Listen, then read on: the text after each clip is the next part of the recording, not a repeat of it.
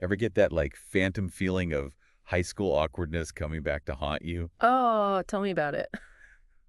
Turns out navigating the social world is kind of tricky for everyone, right? Yeah. But today, we're diving into how especially tough it can be for teenagers on the spectrum. We've got this article from Cheap APA, really breaks things down. And whether you're a parent, teacher, or just someone who's, been a teenager, Right.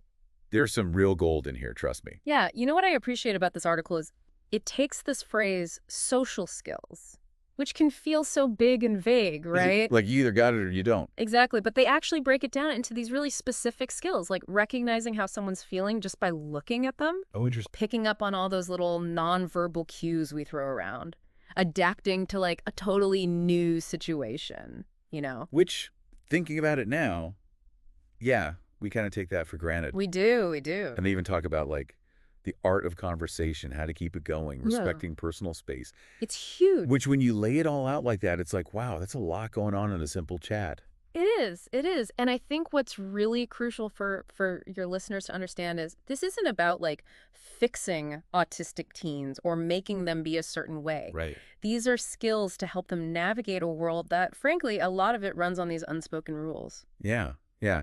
And speaking of navigating the world, I mean, the article really lays out why this matters. It does. Friendships, that sense of belonging, avoiding isolation. Huge. That's huge for any teenager, let alone. And, you know, it is huge. And it's about so much more than just, will you get invited to the party? Will you fit in? Which, don't get me wrong, that feels massive when you're a teenager. Yeah. But we're talking mental health here, right? Absolutely. Social isolation, that's a straight up risk factor, depression, anxiety. For teens who are already maybe trying to figure out this world that feels a little different, Right. having these skills can genuinely be like a lifeline. You Yeah, know, it's so true. it's not just being social, it's deeper than that. It really drives home, how important just connecting is for teenagers especially. Yeah. And that kind of takes us to okay, what can we do? The Cheap ABA article, it's got some really interesting strategies. It does. Some are kind of familiar, like Right. role-playing Yeah. to practice these situations. Right, like a little rehearsal. Okay, but then I'm picturing, like, those corporate training videos, Oh, yeah. Super awkward. Yeah. How do you make this actually work for a teen so it's not one more confusing thing? That's the key, right? It's got to be relevant. So not pretend you're at a fancy dinner party. Right, because they're not. Right. More like, okay, that person in your English class, you want to ask about the homework. Oh, I see. How do you start that conversation? Something real. Smart. Okay, that's way better. Yeah. This next one I thought was clever. Yeah. Self-management techniques. Oh, interesting. So it's not just you're being told what to do socially. Right. It's like tools to track yourself. Is that the idea? It's about empowerment, right? Especially for teenagers who maybe they're used to hearing, you're doing it wrong. This is like, here's how to figure out your way. Okay, I like that a lot. The example they give is like a tick sheet, really simple. Oh, interesting. So let's say working on starting conversations, right? Yeah. Each day, just a little check mark. Did I start a conversation, yes or no? I love that because then you start to see, oh, maybe on days I'm feeling this way, Exactly. I don't talk as much. That's good for anybody to know about themselves. It's self-awareness, not just fix this behavior. Right. And speaking of understanding, social stories, have you come across those? I've heard the term, but honestly, I'm a little fuzzy on what it actually is. Okay, so imagine you're trying to explain maybe to a teen on the spectrum.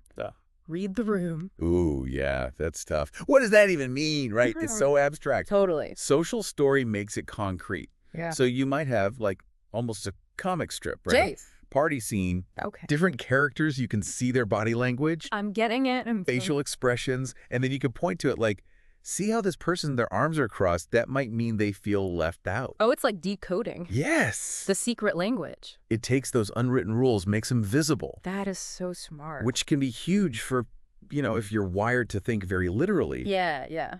And the best part, making these stories, it could be a together thing. Oh, even better. Teenager, parent, teacher, whoever. So you're building understanding Ugh. while you do it. I love that. Okay, last one from the article, and I gotta say, this one. Teenage Emmy is nodding along. Yeah. They talk about using TV shows. Oh, interesting. As a way to, like, observe how social stuff goes down. And honestly, looking back, I realize I did learn a lot about how people interact just from watching TV shows growing up. You know, it's funny, right? Because the article actually mentions that, The what? yeah, they're like, pick shows together, you know? Oh, smart. And then the conversations you can have, but not like lecture-y. Right. It's about the characters, how they mess up, all of it. Totally. Like, did you see what just happened when his friend was upset? Yeah. What could he have done differently? Yes. Makes it less about, like, here's the lesson. All right. More like, we're just watching something cool. Exactly. And also, you're seeing these situations play out, but it's safe, right? It's TV. Yeah. And the teen might even relate, oh, that character's kind of like me. Oh, totally. It opens up a whole conversation. It's so true. You know what's striking me through all this? What's that? We just assume everyone's got the same social rule book, you know? Oh, big time. Like we were all handed the same manual. Right, but that's so not true. Definitely not. And that's where it gets tough, especially for, you know, teenagers on the spectrum. Yeah. Because they might get the information, they might see things. Right. But the processing is different. Right, and we forget that. Yeah, so if I could leave, like, one thought Yeah. from this whole deep dive for everybody listening. Hit me with it. Curiosity over judgment. Ooh, I like that. Meaning, instead of going, well, why don't they get it? Why is this hard? Right, because we've all done that. We have. But instead, it's like, okay, what's hard about this for you? Yes, ask the question. Be genuinely curious about their experience, even if it's not the answer you were expecting. Yeah, right. That's how you build a bridge, you know? So well said. And it really is, it's not about fixing. It's about understanding and supporting wherever someone's at. 100%. So whether you're a parent, a teacher, or just, you know, someone who's like, social stuff is weird, man. This is for you. It is. It is. A little curiosity goes a long way. It does. Every little step towards understanding each other. That's how we make things better. Absolutely. Well said. Thank you. Thank you as always. And to everyone listening, thanks for joining this deep dive. Yeah. We'll catch you next time.